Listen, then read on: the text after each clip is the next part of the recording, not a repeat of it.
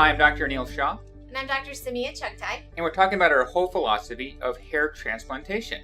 And it's more than just transplanting hairs from one area to another.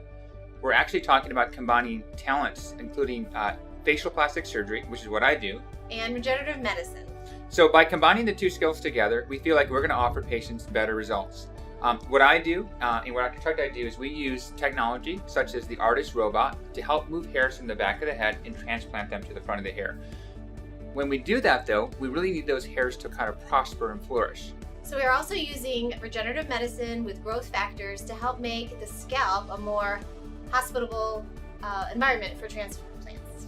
And the way we do this is think of barren soil, and one of the hardest places to transplant hair is kind of here in this temple area where there's really no other hairs. So if you just try transplanting hair, that's a notoriously difficult area for hairs to take. And so by using some of the technologies and some of the advances in regenerative medicine, we combine those to get what we feel are the best results in hair transplantation.